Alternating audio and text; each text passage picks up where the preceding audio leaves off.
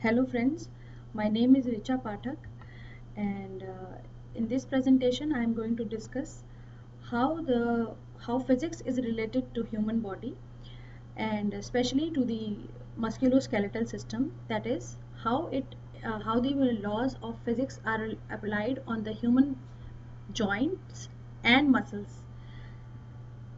So in this presentation I am going to discuss how the first, second and third class levers are applied on human body, as well as how the anatomical pulley, which we called in the medical language as patella, I am going to discuss the role of patella. So let's get started with the first class levers. In the first class lever, the fulcrum lies in the middle of force arm and the resistance arm.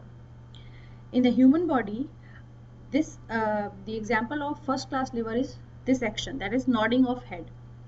The atlanto-occipital joint acts as the fulcrum of the body of this lever, and the force arm is applied on the extensor muscles of the body, and the resistance is applied by the weight of the skull. The mechanical advantage of this lever is always equal to 1, and mechanical advantage is the ratio between the resistance arm and the force arm. On the daily basis of life, the seesaw of which we usually see in the playgrounds is the example of first class lever. The second class lever, in the second class lever, the resistance or the weight lies in between the force arm and the fulcrum. For example, wheelbarrow.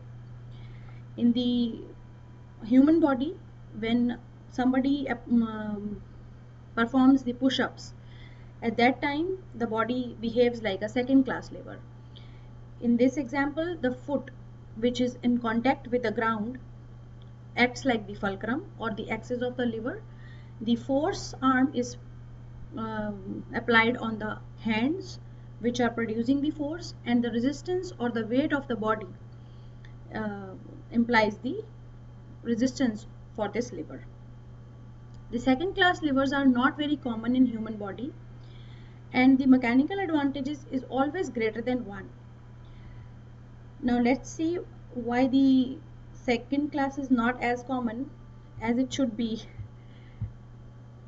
The third class levers. This type of lever is the most common form of the levers which are present in the body, even though they have mechanical advantage of less than 1 always. I will discuss about this in just a few minutes. The third class levers have effort or the force in between the fulcrum and the resistance. For example, forceps. In the normal life, we see forceps as the third class lever. In the anatomical example or the human body, the elbow joint and especially the elbow flexion action, this action makes the third class lever. In this action, the elbow joint behaves like the fulcrum, and the insertion of this muscle, which is called biceps muscle, is just on the proximal end of this bone. So this behaves like the force, and the resistance is offered by any weight which we carry, for example dumbbells in the gym. So this kind of lever is mainly present in the body for getting more speed and range of motion, because we normally on a daily routine we need good speed of activities, as well as we need a full range of motion to perform various activities. So that is why most of the activities in our body got third class of levers present. We also have anatomical pulley in the body, which is the bone called patella. Patella in normal language is called kneecap. It is a sesamoid bone which is present in the quadriceps muscles belly. The quadriceps muscle is the muscle of the anterior, which we see the anterior part of thigh is called the quadriceps muscle, which is the main knee extensor, which produces the action of extension of knee, that is straightening of knee. Just like when we are standing, it produces the action from flexion to extension. Here the role of patella is that it alters the direction in which the quadriceps tendon pulls on the tibia, that is the bone. That is how it creates the lengthening, straightening of the leg.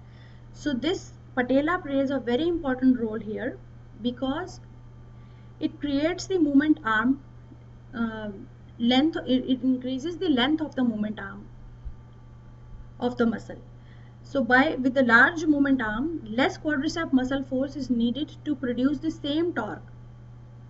Therefore, it minimizes the patellofemoral compression, and therefore this action becomes more efficient.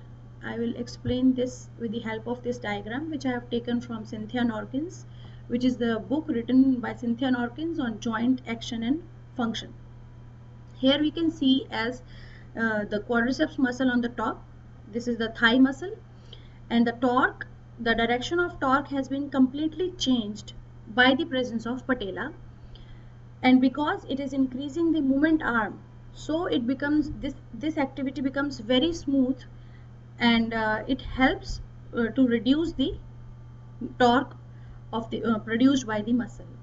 So this is how pulleys and levers help human body to perform normal action in a synchronized manner. I hope this helps to provide the enough examples how physics plays an important role in our human body. Thank you so much.